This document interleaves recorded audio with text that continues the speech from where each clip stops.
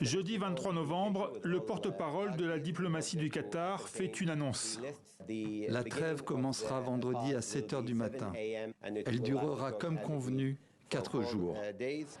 Après 2 mois de guerre et de bombardements quasi ininterrompus sur la bande de Gaza, négociateurs israéliens et palestiniens réunis à Doha se sont mis d'accord pour faire taire les armes pendant 4 jours. Dès le lendemain, plusieurs convois d'aide humanitaire arrivent par la frontière égyptienne. Conformément aux termes de l'accord, Israël libère des dizaines de prisonniers palestiniens. En échange, le Hamas et ses alliés relâchent une partie des Israéliens enlevés lors de l'attaque du 7 octobre, des femmes et des enfants pour la plupart. Le 27 novembre, la trêve est prolongée de 2 jours. C'est une lueur d'espoir et d'humanité au milieu des ténèbres de la guerre.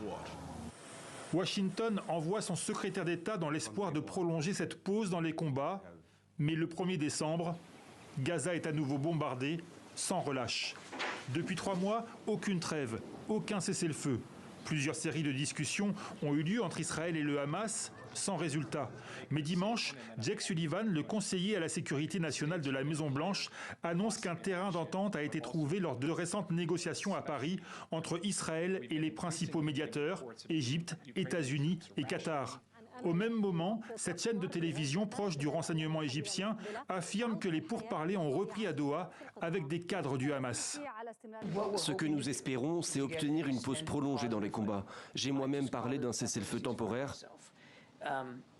Cela permettrait d'éviter les combats pendant plusieurs semaines, jusqu'à 6 si possible, afin que nous puissions faire sortir tous les otages, augmenter le flux d'aide humanitaire, mais aussi, et c'est tout aussi important, faire cesser les combats afin qu'il n'y ait plus de victimes civiles et que les infrastructures civiles ne soient plus endommagées.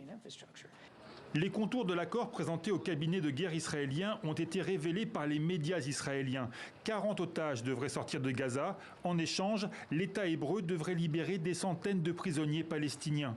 La trêve pourrait commencer d'ici à 2 semaines pour couvrir la totalité du Ramadan.